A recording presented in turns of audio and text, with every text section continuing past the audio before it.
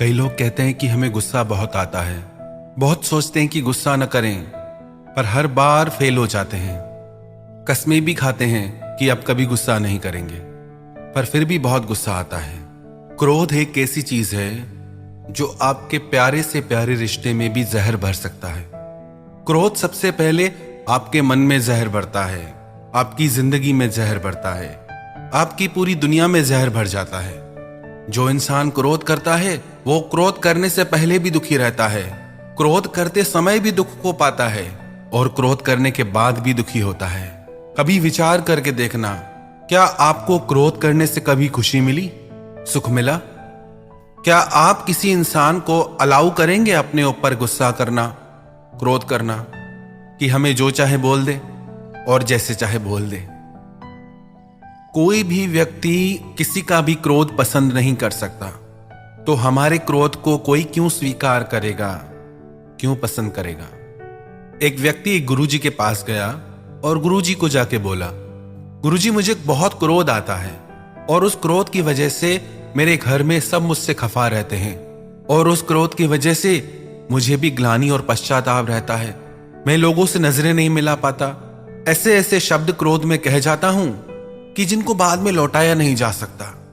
याद रखना आप भी एक बात, जो भी शब्द आप क्रोध में आके कह जाते हैं, हो सकता है कि आपको उनकी माफी मिल जाए, पर लोग उन शब्दों को भूलते नहीं।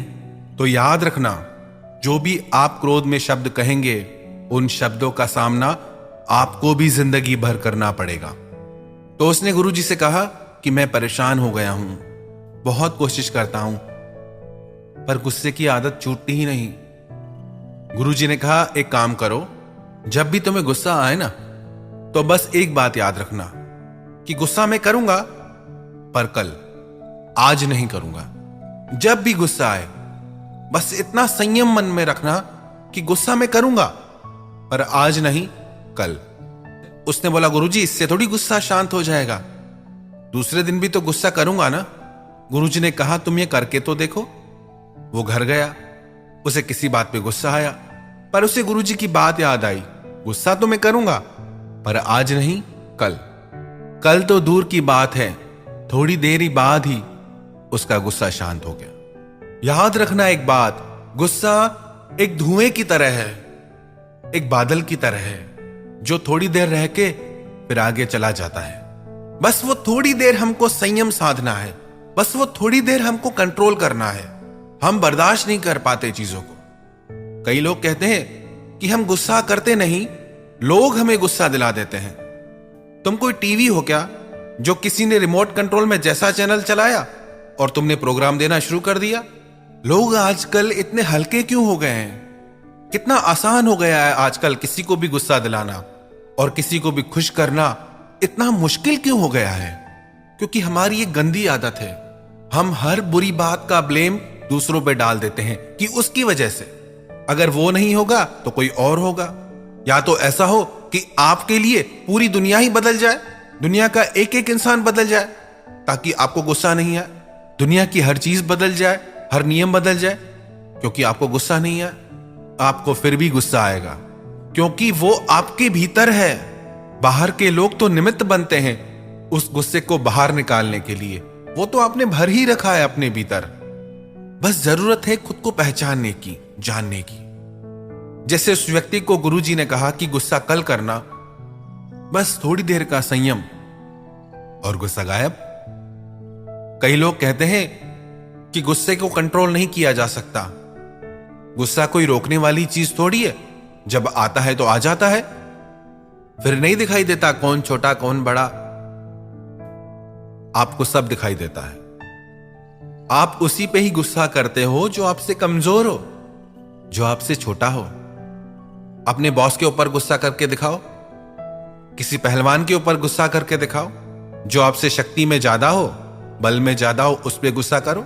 गुस्सा हम कमजोर पे ही करते हैं। जो व्यक्ति हमसे बल में बड़ा है, पद में बड़ा है, शक्ति में बड़ा है, वो चाहे कैसा भी गलत चले हमारे साथ, वहां गुस्सा नहीं आता हमें, क्योंकि पता है कि यहां हमें नुकसान हो जाएगा। इसका मतलब गुस्सा भी हम चॉइस से करते हैं कि किस पे करना है, किस पे नहीं करना है। तो याद रखें एक बात, कि गुस्सा आपकी चॉइस है। आप चाहें तो गुस्सा करें और आप चाहें तो उस गुस्से को रोक सकते हैं। पर जो हमसे शक्ति में बड़ा है उसके सामने हम गुस्सा कर नहीं पाते, और जो हमसे कमजोर है उससे अपनी शक्ति दिखाते हैं। कुछ बातें तो हमने ऐसी भी सुनी है कि गुस्से में आके कई लोग हिंसा भी करते हैं। कई पति लोग अपनी पत्नियों पे हाथ उठाते हैं। कितनी गलत बात है। जो व्यक्ति अपने ही परिवार के सदस्यों पे हिंसा करे उसे मनुष्य कैसे कहा जाएगा।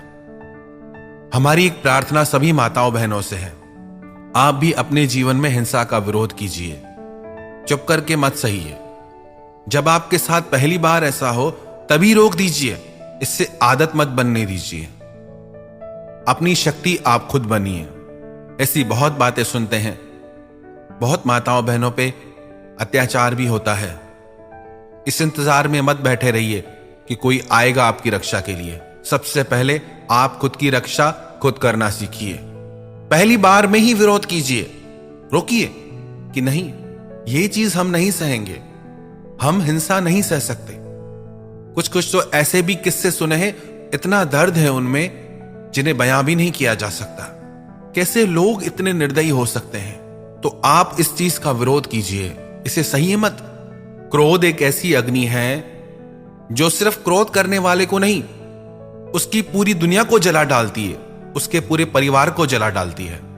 क्रोधी इंसान के साथ रहना साक्षात नरक में रहने के समान है। एक घर में एक सास अपनी बहू पे बहुत क्रोध करती थी, बहुत गुस्सा करती थी। बहू बेचारी चुप करके सब सहती थी, पर वो बहुत परेशान और दुखी रहने लगी।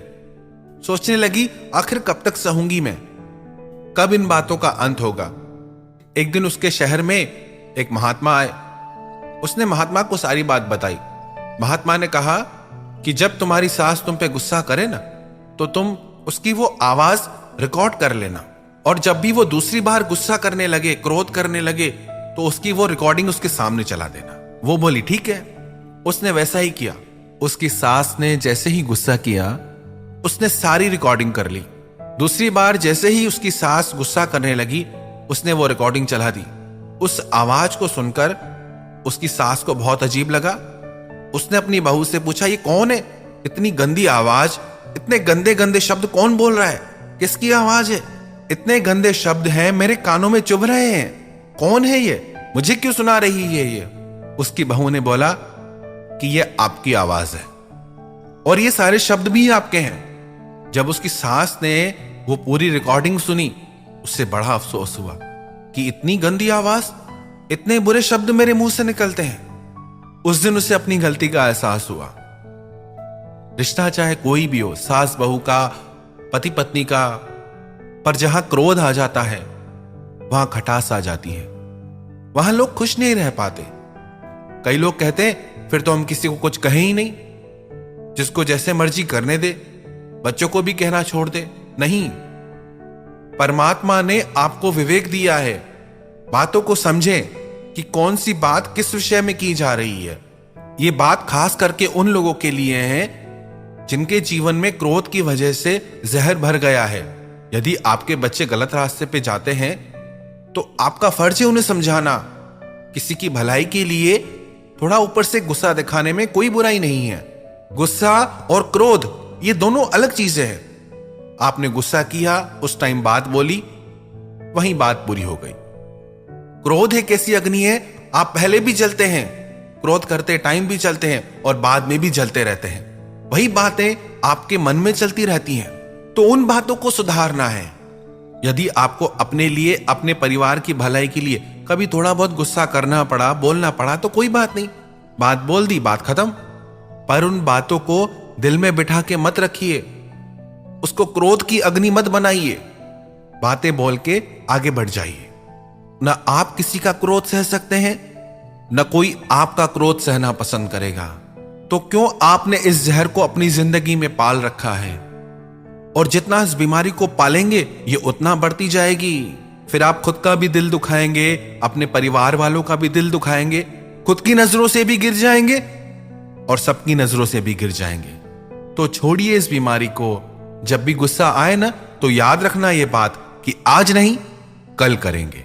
बस वो थोड़ी देर का संयम आपके मन से उस क्रोध की अग्नि को शांत कर देगा। थोड़ा तो संयम रखना सीखिए, थोड़ा तो अपने जीवन को संवारना सीखिए।